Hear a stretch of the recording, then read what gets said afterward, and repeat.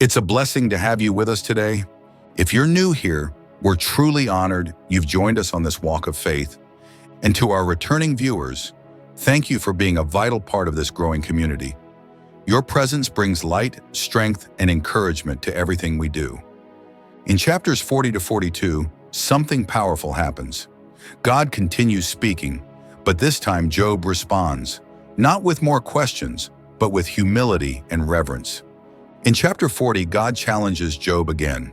He asks, "Do you really want to correct me?" Job is silent. Then God describes Behemoth, a mighty creature that only he can create and control, a reminder that God's strength and wisdom are far beyond our own. In chapter 41, God paints a vivid picture of Leviathan, a beast of the sea no man can tame. The message is clear. If you can't control the wild things of the world, how can you possibly judge the one who made them? And then in chapter 42, everything changes. Job confesses that while he once questioned God, now he surrenders completely. He says, "I spoke of things I did not understand." In this moment of humility, God honors him. Job is restored, not just physically, but spiritually. His blessings are doubled, his relationships are healed, and his faith is renewed. This story ends not with answers, but with worship. Job learns that trusting God is greater than understanding everything he does. Job chapter 40. The Lord said to Job, "Will the one who contends with the Almighty correct him? Let him who accuses God answer him." Then Job answered the Lord, "I am unworthy. How can I reply to you? I put my hand over my mouth. I spoke once, but I have no answer. Twice, but I will say no more." Then the Lord spoke to Job out of the storm. "Brace yourself like a man. I will question you, and you shall answer me. Would you discredit my justice? Would you condemn me to justify yourself? Do you have an arm like God's, and can your voice thunder like his? Then adorn yourself with glory and splendor, and clothe yourself in honor and majesty. Unleash the fury of your wrath. Look at all who are proud and bring them low. Look at all who are proud and humble them. Crush the wicked where they stand. Bury them all in the dust together. Shroud their faces in the grave. Then I myself will admit to you that your own right hand can save you. Look at Behemoth, which I made along with you, and which feeds on grass like an ox. What strength it has in its loins. What power in the muscles of its belly. Its tail sways like a cedar. The sinews of its thighs are close knit. Its bones are tubes of bronze, its limbs like rods of iron. It ranks first among the works of God, yet its maker can approach it with his sword. The hills bring it their produce, and all the wild animals play nearby. Under the lotus plants it lies, hidden among the reeds in the marsh. The lotuses conceal it in their shadow. The poplars by the stream surround it. A raging river does not alarm it. It is secure, though the Jordan should surge against its mouth. Can anyone capture it by the eyes or trap it and pierce its nose? Job chapter 41. Can you pull in Leviathan with a fish hook, or tie down its tongue with a rope? Can you put a cord through its nose, or pierce its jaw with a hook? Will it keep begging you for mercy? Will it speak to you with gentle words? Will it make an agreement with you, for you to take it as your slave for life? Can you make a pet of it like a bird, or put it on a leash for the young women in your house? Will traders barter for it? Will they divide it up among the merchants? Can you fill its hide with harpoons, or its head with fishing spears?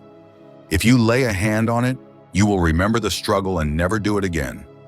Any hope of subduing it is false. The mere sight of it is overpowering. No one is fierce enough to rouse it. Who then is able to stand against me?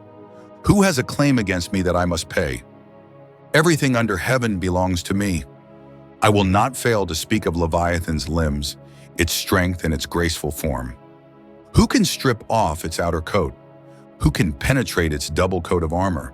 Who dares open the doors of its mouth, ringed about with fearsome teeth? Its back has rows of shields. Tightly sealed together, each is so close to the next that no air can pass between. They are joined fast to one another. They cling together and cannot be parted.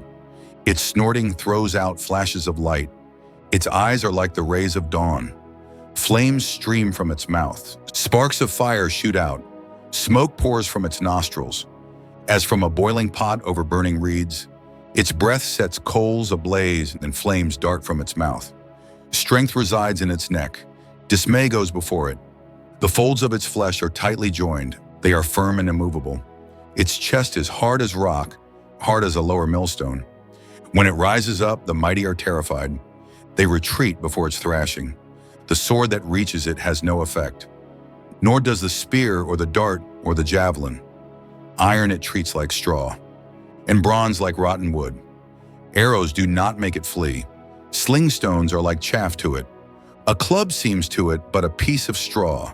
It laughs at the rattling of the lance. Its undersides are jagged potsherds, leaving a trail in the mud like a threshing sledge. It makes the depths churn like a boiling cauldron, and stirs up the sea like a pot of ointment. It leaves a glistening wake behind it. One would think the deep had white hair. Nothing on earth is its equal. A creature without fear. It looks down on all that are haughty. It is king over all that are proud. Job chapter 42. Then Job replied to the Lord, I know that you can do all things. No purpose of yours can be thwarted. You asked, who is this that obscures my plans without knowledge? Surely I spoke of things I did not understand, things too wonderful for me to know. You said, listen now and I will speak. I will question you and you shall answer me. My ears had heard of you, but now my eyes have seen you. Therefore I despise myself and repent in dust and ashes. We're making great progress exploring the Bible in chronological order. Be sure to check out our Genesis, Job, and Bible in chronological order playlists, plus our Bible Insight and Learning playlist for deeper reflections.